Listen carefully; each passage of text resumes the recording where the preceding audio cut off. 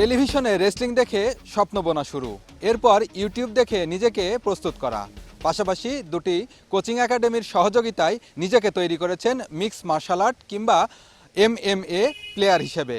ইতিমধ্যে তার অর্জনের ঝুলিতে যোগ হয়েছে 5টি আন্তর্জাতিক চ্যাম্পিয়নশিপ এবং অগণিত জাতীয় পুরস্কার। বলছি মেহেরপুর গাড়াবাড়িয়া গ্রামের মঞ্জুরুল আলমের কথা। আসলে শুরুটা হচ্ছে WWE রেসলিং দেখে। তখন থেকে আমি ওখানেই যাওয়ার ইচ্ছা ছিল। তো কোনো না কোনো কারণে আমি এটা জানতে পারি 2014 সালে যে এটা হচ্ছে স্ক্রিপ্টেড। তো আমি একটু মানসিকভাবে দুর্বল হয়ে যাই যে আমি যেটা করতে চাই সেটা কেন স্ক্রিপ্টেড হবে। খুঁজতে থাকি যে রিয়েল কোনটা আছে। তো আমি তখন ব্রক লেসনারকে দেখি। সো সে তখন ইউএফসিতে ফাইট করতো। তো UFC is real, like MMA যেটা মিক্স মার্শাল আর্ট, এটা হচ্ছে রিয়েল। তখন থেকে আমার স্বপ্ন নতুন দিকে মোড় নেয় এবং আমার স্বপ্ন হয়ে যায় ইউএফসি ওয়ার্ল্ড চ্যাম্পিয়ন হওয়া। তো আমি আমার ট্রেনিং শুরু করি ইউটিউব থেকে 2014 থেকেই 2017 সাল পর্যন্ত ইউটিউব দেখে মিক্স মার্শাল আর্ট ট্রেনিং শুরু করি।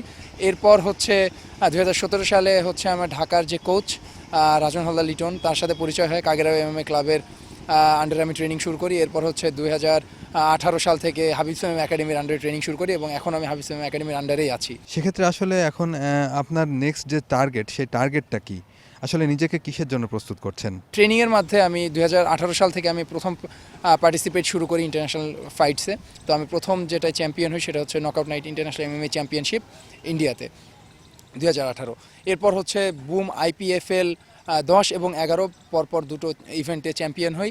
এরপর হচ্ছে last man standing fight night 2 এখানে চ্যাম্পিয়ন হই। এরপর হচ্ছে ওপেন এশিয়া চ্যাম্পিয়নশিপে সিলভার। এরপর হচ্ছে লাস্ট গেলো সপ্তাহে হচ্ছে ডবল হর্স নকআউট 001 এবং খার নাইটস 2 চ্যাম্পিয়ন হই এবং WMC DHK title fight win করি।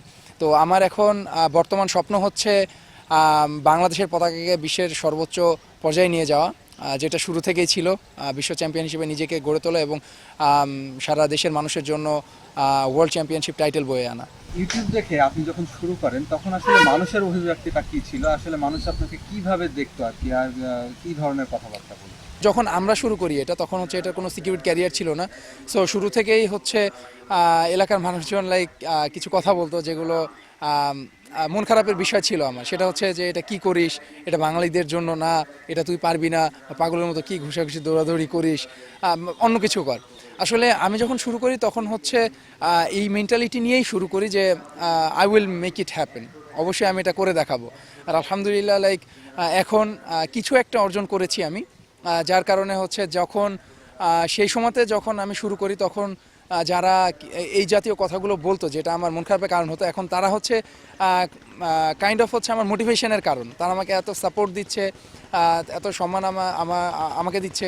তো এটা আমার মোটিভেশনের একটা কারণ। আসলে পরিবার থেকে সত্যি কথা বলতে যেহেতু একটা সিকিউর কোনো ক্যারিয়ার ছিল না, তো তারাও এটাই মেনে নিয়েছিল যে এখান থেকে সিকিউর ক্যারিয়ার সিকিউর করা সম্ভব না। তো তখন হচ্ছে যেমন হচ্ছে আমি ঢাকায় ট্রেনিংয়ের জন্য যখন যাওয়ার একটা বড় একটা খরচের বিষয় ছিল সেই সময়।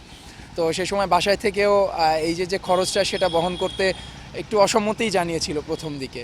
বাট কোনো না কোনোভাবে আমি ম্যানেজ করি এবং এরপর এখন যখন হচ্ছে আমি কিছু একটা করে দেখিয়েছি তখন হচ্ছে এরপরে তারা আমাকে সাপোর্ট দেওয়া শুরু করেছে। মিক্স মার্শাল আর্টকে আসলে প্রমোট করার জন্য আর কি কি করণীয় বলে আপনি মনে করছেন, আর আপনার মাধ্যমে আর কে কে এই মার্শাল আর্টে যোগ হয়েছে? আমার মাধ্যমে অনেকে এসেছে, যার ভিতরে অন্যতম হচ্ছে হুসাইন কবির, তারপর হচ্ছে ইরফান, হাফিজুর রহমান, তারপর হচ্ছে আফফান, যারা অলমোস্ট অল অফ দেম হচ্ছে তারা ইন্টারন্যাশনাল লেভেলে পার্টিসিপেট করার যোগ্যতা রাখে। এবং হুসাইন কবির হচ্ছে মাল্টিপল টাইম ইন্টারন্যাশনাল চ্যাম্পিয়ন এবং multiple time national champion.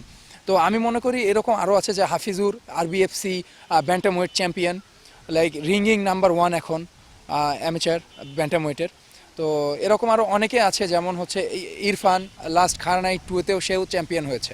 UFC দিকে করি, যদি আমরা গত বছরের ফোর্সের লিস্টেও দেখি যে টপ 10 হাইয়েস্ট পেইড অ্যাথলেট বা মোস্ট পপুলার অ্যাথলেট যদি কারা, তাহলে আমরা দেখতে পাবো যে মিক্সড মার্শাল আর্ট ফাইটাররা হচ্ছে টপ 10-এর ভিতরে কমপক্ষে 2 থেকে 3 জন আছে। তো বাংলাদেশে আমি মনে করি যদি বাংলাদেশে এটা প্রপার ইফোর্ট দেওয়া যায়, যেমন হচ্ছে মার্কেটিং, তারপর হচ্ছে প্রমোটিং, সোশ্যাল মিডিয়া, আমাদের মিডিয়া যারা আছে তারা যদি আমাদেরকে প্রপার সাপোর্ট দেয়, কর্পোরেট সাপোর্ট দেয়, বা অ্যাথলেটদেরকে ঠিকভাবে তারা যে প্রিভিলেজটা ডিজার্ভ করে সেটা যদি দেওয়া যায়, তাহলে আমি মনে করি শুধু বহির্বিশ্বে না, বাংলাদেশেও এটা সম্ভব। বাংলাদেশি অ্যাথলেটদেরও এটা সম্ভব। যেমন হচ্ছে আমার লাস্ট ইভেন্টের পর ডবল হর্স এবং নকআউট এবং হচ্ছে খার নাইটসের পর এখন লাইক আমি শত শত মেসেজ পেয়েছি আর কি, যারা আমাকে এটা জানাচ্ছে যে তারা হচ্ছে আমার দ্বারা ইন্সপায়ার্ড হচ্ছে, যে তারা মিক্স মার্শাল আর্ট ফাইটার হতে চায়, তারা এখান থেকে ক্যারিয়ার বানাতে চায়। তো আমি মনে করি বেশ কয়েকটা সাপোর্ট যেটা আমাদের দরকার বর্তমানে এমএমএ যে কমিউনিটিটা আছে বা কমব্যাট স্পোর্টস যে সিনারিওটা আছে, এটার জন্য যেগুলো দরকার সেগুলো হচ্ছে মিডিয়া সাপোর্ট মেইন যেটা, এরপর হচ্ছে পারফেক্ট মার্কেটিং স্ট্র্যাটেজি, এরপর হচ্ছে কর্পোরেট সাপোর্ট। এগুলো যদি পায় তাহলে আমি মনে করি যে বাংলাদেশ থেকে খুব তাড়াতাড়ি বিশ্বমানের প্লেয়ার, বিশ্বমানের খেলোয়াড় এবং বিশ্ব চ্যাম্পিয়নও বের হয়ে আসবে।